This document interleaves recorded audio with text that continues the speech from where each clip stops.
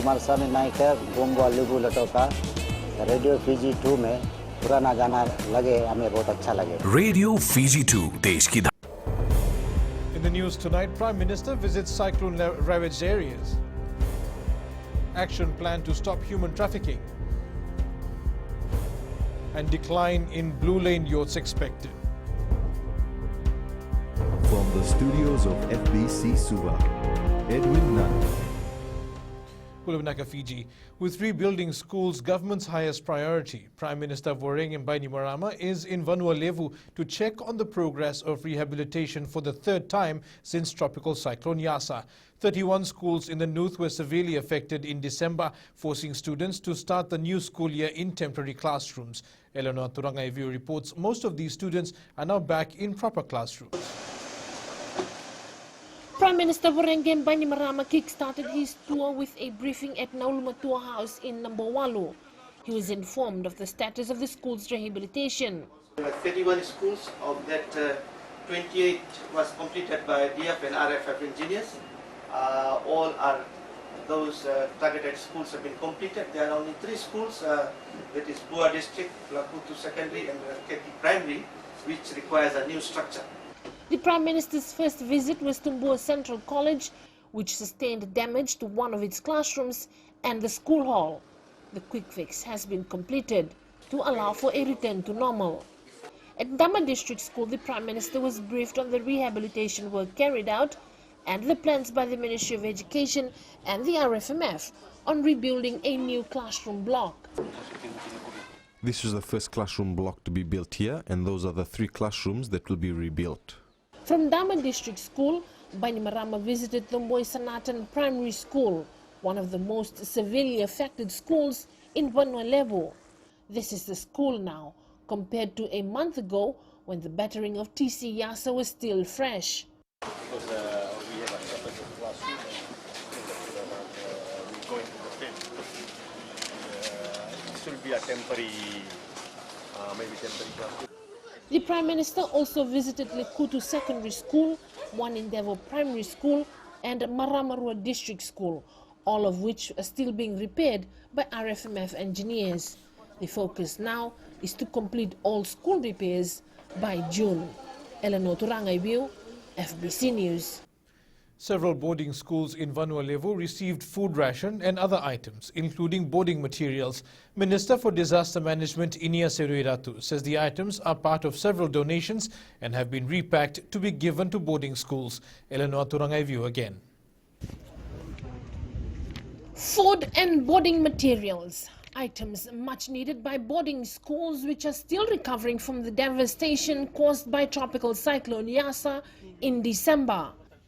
Towels and the blankets are from the Indonesian government, and that's the mosquito nets from the Australians. So that will be very useful for them. Plus the hand sanitizers that were given to us by Paradise Beverage. Prime Minister Voreqe Bainimarama handed over the first lot of packs to Lekutu District School, which has 37 boarding students, all of whom are from Tavea Island and are being accommodated in tents. We are so fortunate today. Thank you very much for the kind assistance. Also receiving the packs is Waimbunumbuna Primary School in Lekutu, which has 11 boarding students who come from remote villages. Nambala Secondary School in Nanduri Madhuata also received school kits donated by the New Zealand government along with food packs and beddings. The school has 33 boarders. I wanted to thank the Honourable Prime Minister and his team for visiting the school and for kindly donating the food rations for our hostel students, and also all the kits and the other items that have been given to us today. More boarding students are expected to receive food ration supply along with boarding materials as the Prime Minister continues his tour of the cyclone and flood affected schools in the Northern Division. Eleanor Turangaiviu, FBC News. The continuing impact of COVID-19 has exacerbated the threat and prevalence of human trafficking in the world, including Fiji. Fiji has today launched its first national anti-human trafficking strategy and revised national action plan to help solve this growing problem. Koroi Tandulala reports. Trafficking in persons, especially women, affects all countries regardless of social, political or economic circumstances. Human trafficking is a multifaceted, complex and dynamic social phenomenon which makes it very difficult to ascertain with certainty its existence and prevalence. Trafficking of human beings does not respect borders, and it is one of the worst forms of violence that impinges on fundamental human rights. The formulation of this strategy and the action plan is the first step in addressing this modern form of slavery. However, the main challenge now is its implementation. Only when we do this can we ensure that the victims of trafficking are protected and the perpetrators and criminal networks that orchestrate this degrading transnational crime are disrupted, prosecuted, and appropriately penalized. This region needs to fight human trafficking, which is a cause which is very often overshadowed by other priorities. The launch of the National Anti-Human Trafficking Strategy and Action Plan aims to address domestic cases of human trafficking and international ones as well. It also aims to address the cases of transnational crimes and prevent it from happening at our borders. Corey Tandulala, FBC News. 96 yachts sailed into Port Ndenarau Marina under the Blue Lane initiative last year, but this may not be the same in 2021. The initiative was introduced last July in response to the COVID-19 pandemic. Pranita Prakash has more. The increase in COVID-19 cases and lockdown measures in New Zealand and other Pacific countries is expected to impact the arrival of yachts this year. It's really difficult to say if we're going to have a huge uptake with vessels. The border closures are also a variable that we don't have any control over. So French Polynesia has closed their borders. There's a possibility that many of those vessels will make their journey out to us, or they may just return off to US or to Europe. Under the Blue Lane initiative, yachts and pleasure crafts are accepted into Port Ndenarau in Nadi once they meet all the criteria, including a 14-day quarantine at sea. We have not deterred, nor have we changed in our stance in terms of people coming into the country, whether it's via sea or whether it's via air, whatever it is. You know, we're being very stringent about it. Port Ndenarau officials have increased their marketing. At this moment, what the industry is doing actually is promoting, marketing very, very strongly out there that Fiji is open in terms of the Blue Lanes. Fiji maritime borders are open to receive cruises and super yachts. An estimated $10 million was injected into the economy through the initiative by October last year. Pranita Prakash, FBC News. The Ministry of Employment, Police and the Fiji Human Rights Commission are investigating 49 Bangladeshi workers' claims that they've been scammed by a local poultry company. Permanent Secretary for the Ministry of Defence Manasa Lesuma says there are serious allegations of breach of contract, physical assault and unknown payments. Kelly Vadala reports Ramsamy and Sons Limited has denied the allegations, saying the recruitment was done properly. These foreign workers are under the spotlight after raising concerns of unfair treatment by the employer Ramsamy and Sons Limited. With Human Rights investigating the matter as an alleged human trafficking case, relevant authorities are thoroughly going through all details. But it's a serious issue, and it's an issue that we probably need to address if there is some, if in fact what they're claiming is actually true. One of the workers, Muhammad Dulal, claims his employer did not honor the pay stated in their contract and they were not given the work prescribed to them. I signed a contract to come work as senior carpenter, but instead I'm doing a handyman's job. Ramsamy and Sons Director Prashnil Sami has strongly refuted the allegations. We have got our own justifications, and we know from Ramsamy we haven't done anything wrong, and we will just cooperate. The company has also refuted allegations of seizing the workers' passports. Some things are wrongly stated there, that passports are seized. The company has evidence. The Human Rights Commission says it has evidence to support the Bangladeshi workers' allegations against Ramsamy and its consultant. They have alleged that they've been locked in a particular room and forced to sign documents. And I can confirm to everybody listening to the news this evening that I have recordings, voice recordings of the local recruiter. The company claims the workers are still employed and they're willing to have open discussion with relevant authorities and reach a mutual solution. Kelly Vadala, FBC News. The University of the South Pacific Council held its second meeting since the deportation of Professor Paul Ahluwalia today. While the proceedings are behind closed doors, Lena Rees has been following developments over the last 2 weeks and joins us live now. Lena, do we know what's happening in the council meeting?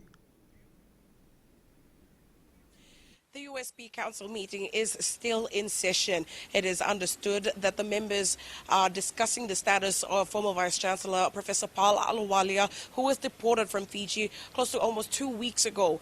Now, it is also said to be the council to be discussing a report by a subcommittee that was tasked to look into the work contract of Professor Paul Ahluwalia. Fiji insists that the contract was terminated the moment Paul Ahluwalia was deported and his work visa cancelled. It is also expected to discuss pending matters from a previous meeting. That includes the dismissal of Pro-Chancellor Winston Thompson and Chair of the Risk and Audit Committee Mahmood Khan from the council due to alleged insubordination. The meeting is also taking place as divisions between current and former academics in favor of and in opposition to Professor Ahluwalia emerge and students prepare for the academic year. Edwin. Minakalina, coming up after the break. Alleged drug trafficker denied bail. And Sodelta denounces actions of its own.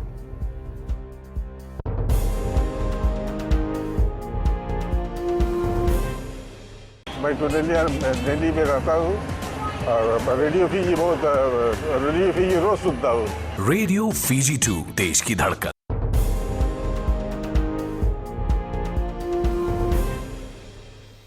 Welcome back. Non-communicable diseases are one of the main challenges faced by medical officers in correctional facilities. With NCD cases rising, nursing officer for the Suva Correction Centre, Riha Devendra, says they are under pressure as they also have to take care of elderly inmates. Sanya Nimboila reports. 13% of Fiji Correction Service inmates are over the age of 50 and some suffer from NCDs. 100 known medical cases.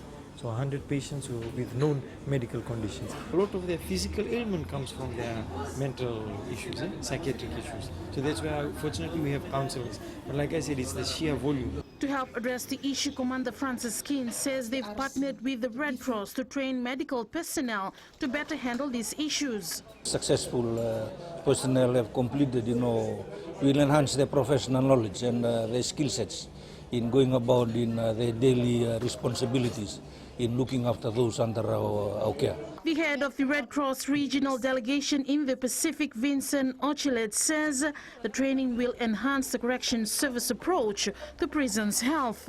Training the prison officers and the medical staff, and to make sure that the healthcare in detention is taken care normally and in a good way is something very important. 17 medical personnel from Fiji today graduated from an online healthcare in detention training courses. Sainia Nimboila, FBC News. Canadian national Joshua Aziz Rahman, facing drug charges, was denied bail by the High Court this morning. Rahman is charged with 1 count of unlawful possession of illicit drugs and has been in remand for 2 years. Pranita Prakash reports he allegedly had in his possession 39 bars of a white substance with an estimated street value of $31 million. The bars were allegedly recovered in February 2019 when police raided Rahman's home in Dombati, Nasinu, and later tested positive for cocaine. During his bail hearing last week, his lawyer had argued that due to COVID-19 pandemic, the court was not sitting last year and the witnesses who are in New Zealand are not able to come to Fiji. However, the state lawyer had said the delay is not entirely the court's fault and that Rahman is also at fault because the accused was still sorting out his lawyers when the court was ready to proceed. The High Court judge said that Rahman had also taken 6 months to settle on a defense counsel, which also contributed to the delay. Rahman's bail application was dismissed by the High Court. The matter has been adjourned to the March 1st. Pranita Prakash, FBC News. A man alleged to have called for the killing of Attorney General Aya Said Qayyum on his Facebook page has been ordered to provide proof by Thursday that he's deactivated his account. Social Democratic Liberal Party Nasinu constituency Vice President Isikeli Komai Savai reappeared in the Suva Magistrates Court this morning. He's charged with one count of causing harm by posting electronic communication. A report was lodged by Aya Said Qayyum after the accused allegedly called for his death in the Itoke language. The social media post is alleged to have been made a week ago, and Komai Savai has been released on $500 cash bail with one surety. He's been ordered to report to the Samambula police station every Saturday between 8 a.m. and 6 p.m. and not to interfere with witnesses. The matter has been adjourned until April 8th. Meanwhile, the Social Democratic Liberal Party President Ratu Epenisa Thakumbau is calling on all members to mind their language and behavior, especially on social media. One of its board members and Nasinu constituency Vice President Isikeli Komai Savai allegedly posted hate speech against Attorney General Aya Said Qayyum, resulting in him being charged for the offence. Ratu Epenisa has cautioned party members and supporters to always remember their actions will have a reflection on the party. He says Sodelpa denounces very strongly any encouragement of violence or discrimination of any form. Ratu Epenisa says the party is founded on principles of peace, justice and tolerance, and given Fiji is a multiracial society, there must be no room for negative extremism of any form. With an increase in the number of childhood cancer cases, the safety of children remains a priority. However, the challenges brought about by COVID-19 are inevitable, and WOW's Kids Fiji is working to improve the quality of life of these children. Jeshulal reports. WOW's Kids Fiji co-founder Sina Kami says the COVID-19 restrictions put in place have brought a decrease in gatherings of children and parents. Because of the COVID-19, we've been cutting a lot of our get-together with the parents and the children, just because of the safety of our children. But what we do make sure is the service to make sure that the child goes from hospital home, and also with the medicine that we are supposed to help them with. WOW's Kids team leader Mara Williams says one of the major challenges for the foundation has been transportation. We look after the geographically dispersed around Fiji, and we take care. One of the big costs for WOW's Kids Fiji is transportation. So transporting them from wherever they are in Fiji to the two oncology, pediatric oncology units. Meanwhile, WOW's Kids is emphasizing the urgent need to accelerate life-saving progress for children and young people. Jeshulal, FBC News. And now it's time for Business with Whitney. Thanks, Edwin. Coming up in business tonight, brighter days for former resort workers. A new pharmacy opens at FNPF Place. Stay with us.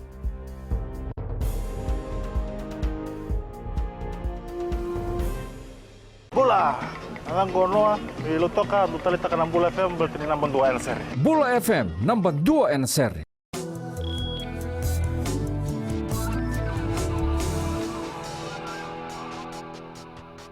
Three Fijians who have been unemployed for almost a year because of COVID-19 are grateful that they've been able to find a job in Nadi. With many businesses downsizing, the former resort workers are happy to be able to help their families financially during uncertain times. Felipe Nakaso has more.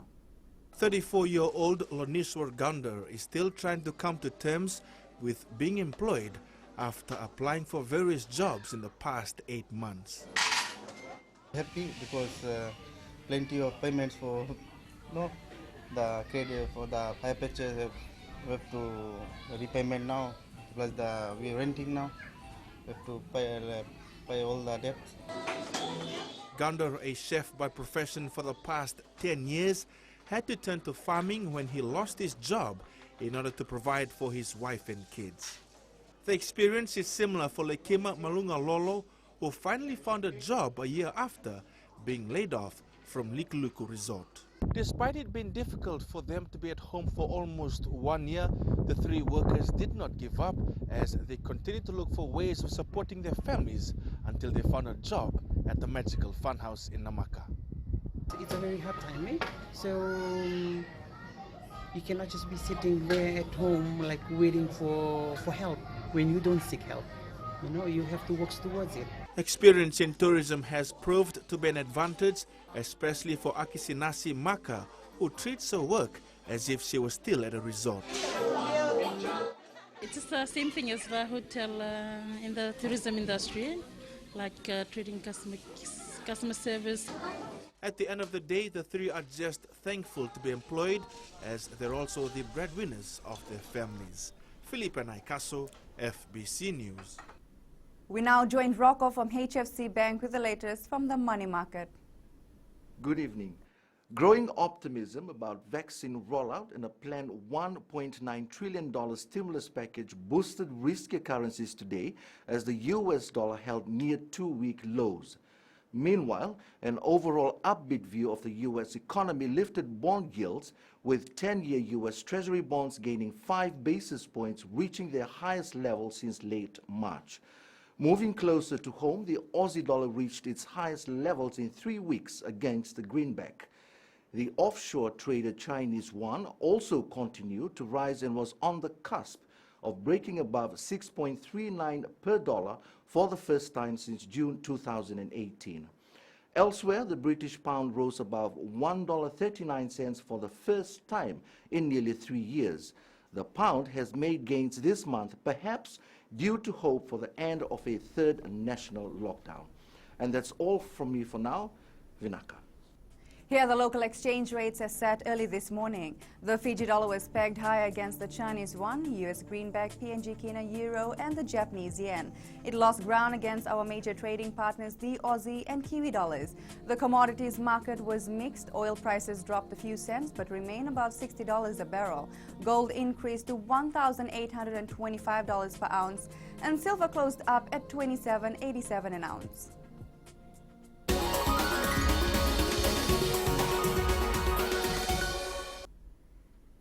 The Capital Pharmacy is raising its bars with the opening of a second branch in Suva. Situated at Shop 9 FNPF Place, the new pharmacy is owned by Kavita Raniga and has a sister branch on Amy Street. Manager Nikita Naidu says they spent around $130,000 on the new branch. He adds the plans to open this branch started last year. While the pharmacy had its official opening yesterday, Naidu says customer feedback has been good. Yesterday, we were having a lot of positive responses from patients, customers, and our Amy Street Pharmacy patients as well. Some of them were quite happy of us opening at this spot, as they find it easier to access this pharmacy.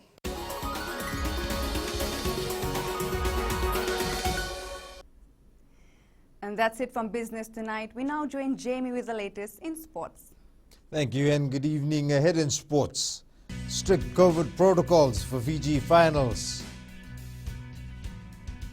And Tahio anticipates a good outing. This and more coming up.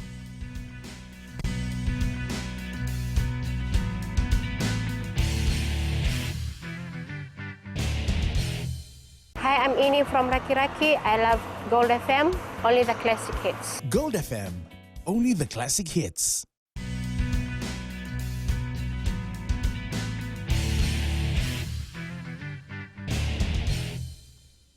Davis Korosaya says being called up to play for the Ulurinakau 7 senior team means more pressure on him, but he's ready for it.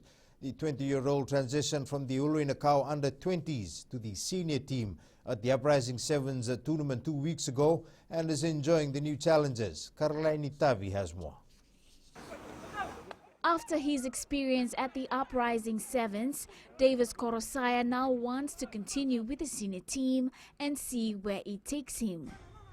So when I transit from under-20 to the big team, something I had to try my very best to is to make my skill level as high as the senior team.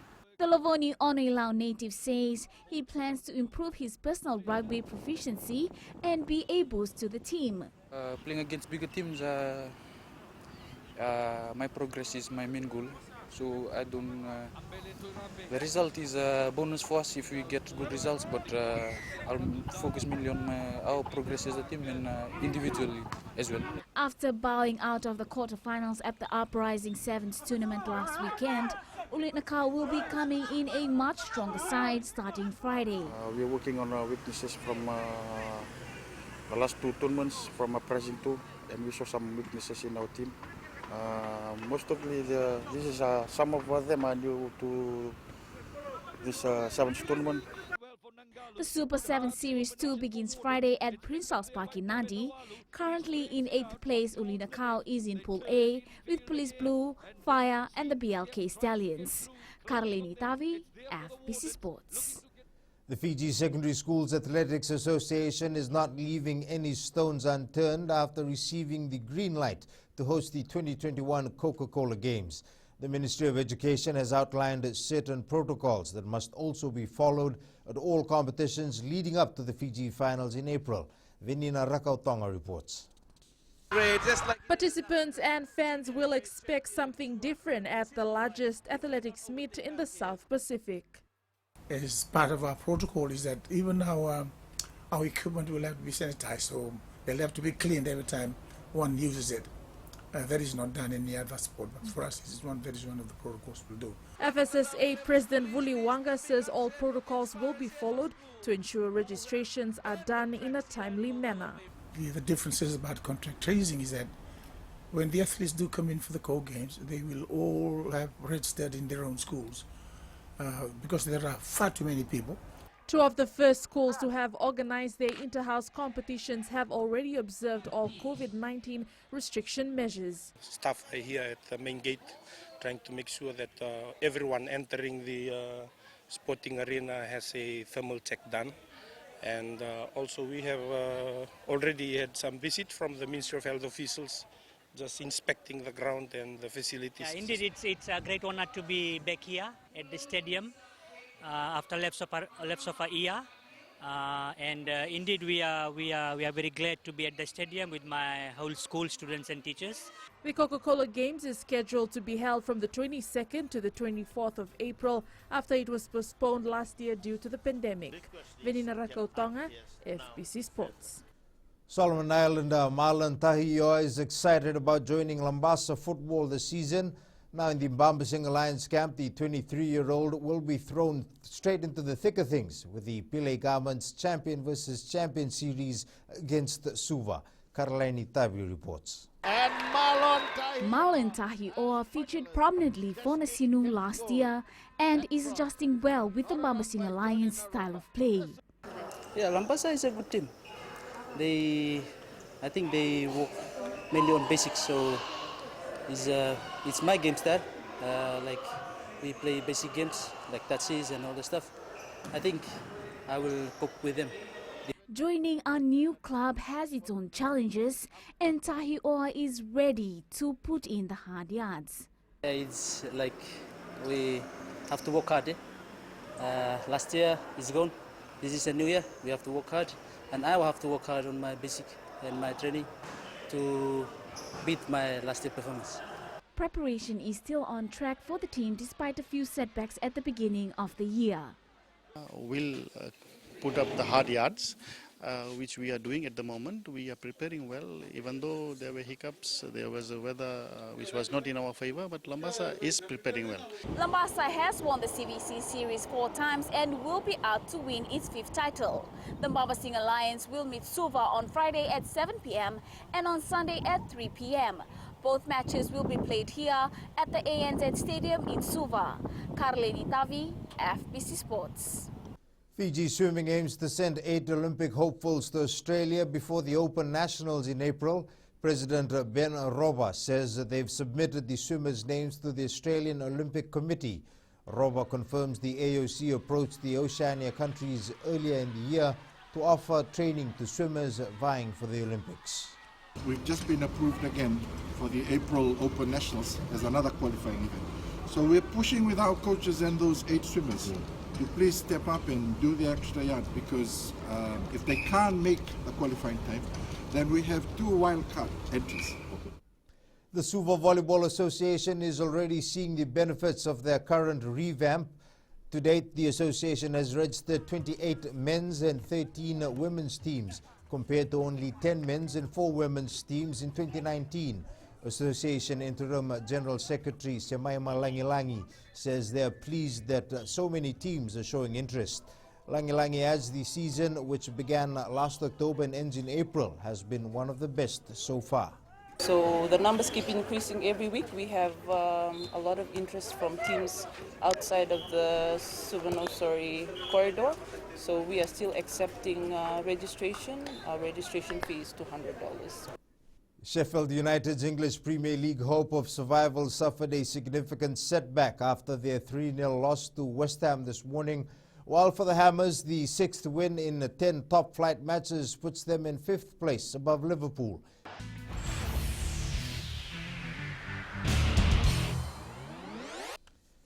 In play of the day, Rafael Nadal is through to the quarterfinals of the Australian Open after defeating his friend and rival Fabio Fognini 6-3, 6-4, 6-2 in Melbourne today.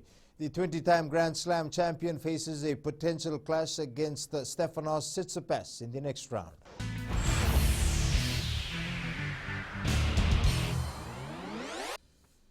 That's it from Sports Tonight. In new media, Terraria's Stadia port cancelled over dispute with Google. Details coming up.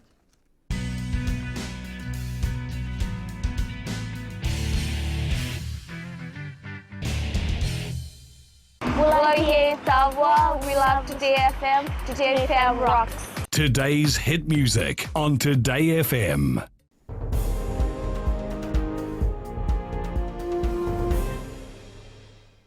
Welcome back. In new media, the co-creator of the video game Terraria says he's cancelled all ongoing plans for a Stadia port for the popular crafting adventure following continued frustration regarding his studio's Google account.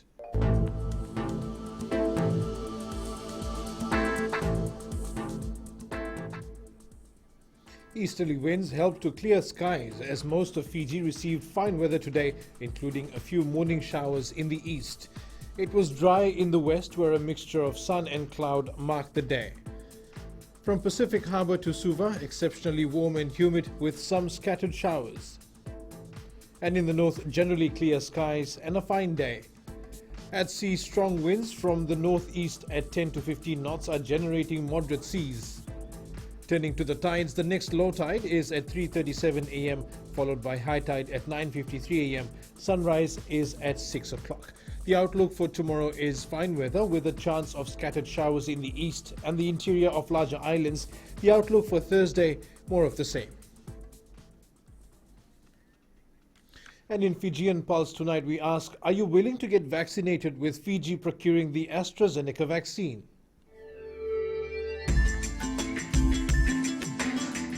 Yeah, I want to be vaccinated because it will be protected to us. Yes, because I think it's going to make me safe and save me from dying. Yes, I am willing to get vaccinated. I've heard a lot of rumors that it's part of a conspiracy trying to control the people of the world. So I'm not sure yet. To help all others so that they don't get this disease.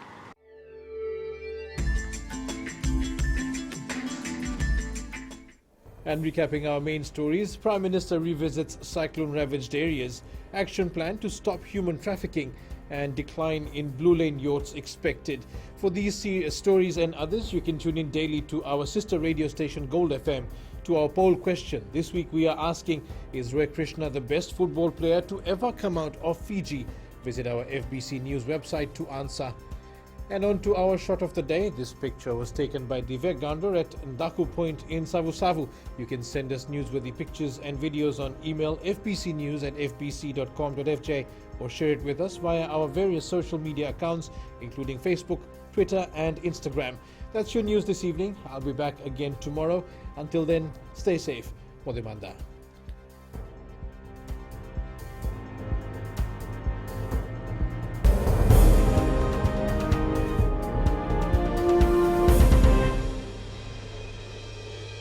Hi, I'm Asurika and I'm from Lotoka and I love Today FM. Today FM rocks. Today's hit music on Today FM.